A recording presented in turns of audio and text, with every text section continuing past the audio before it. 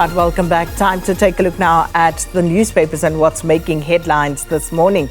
And we start, of course, with the Mail and Guardian, which is, of course, a weekly. So let's take a look at that front page. And they're going with the law has spoken. Speaker of the National Assembly misled investigators about her whereabouts.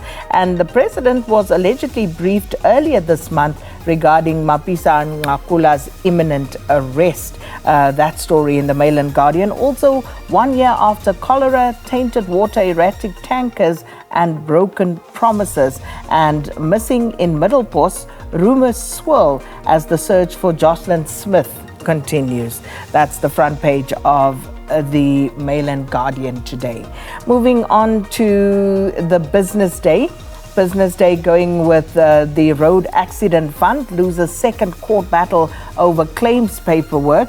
The High Court in Pretoria has for the second time scrapped the Road Accident Fund's attempts to impose onerous new requirements on traffic accident victims seeking compensation from the fund. Also, praise and caution for South Africa from the International Monetary Fund. Acceleration of structural reforms and action needed, according to the global body. And Steinhoff's Jooste takes his life.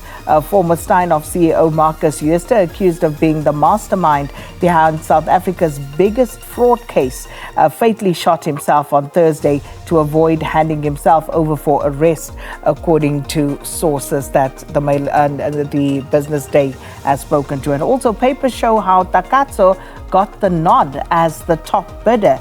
Certified documents supplied to legislators by the Department of Public Enterprises on Tuesday have lifted the veil on how the Takatso Consortium, which has walked away from the deal to buy a majority stake in SAA, was chosen as the preferred bidder for the airline. So you can read the details on those stories in the Business Day. The Star leading with ex-Steinhoff CEO commits suicide. According to the South African Police Service, the mastermind behind South Africa's largest corporate fraud scandal shot himself while in Hermanus. And South Africa was left in a state of shock last night as reports surfaced that disgraced former CEO of Steinhoff International, Marcus Jooste, had died. He leaves behind his wife Ingrid Jooste, a son and 2 daughters. He lived in Stellenbosch and he died by suicide in Hermanus, where he also had a permanent residence. Holds in ANC's Sharpeville story. The service delivery challenged community of Sharpeville was yesterday once again at the center of political attention from political parties as the country commemorated the 64th anniversary of the Sharpeville massacre, in which 69 people died on March the 21st, 1960. And some other stories there as well. City slammed over qualified AG report. That's the city of Tshwane. Some of the stories in the body of today's Star. Moving on to the Citizen. And e-tolls, you will still pay.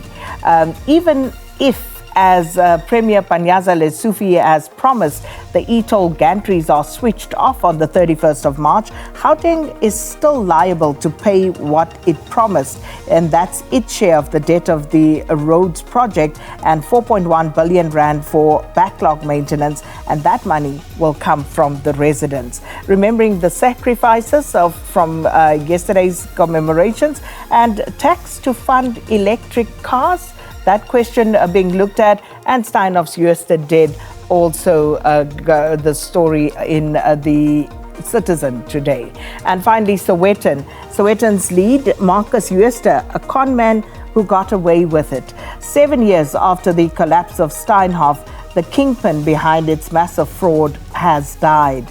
And also, police confirmed Jooste shot himself, and this a day after that 475 million rand penalty demand by the FSCA. Also, why ants have taken over your house. I am so keen to read this because the ants are everywhere. Oh, I thought it was just me. So I'm glad to know that I'm not the only one struggling with the ants. Looking forward to read that story. And also more support for Ria for SAFA leadership. That's Ria Ledwaba. And rights advocates point to state shortfalls. Those are some of the stories Sowetan deals with today. And don't forget the SABC website, www.sabc.com. There you have it, that Marcus Eustace story. And of course, other stories that we've covered here on SABC News.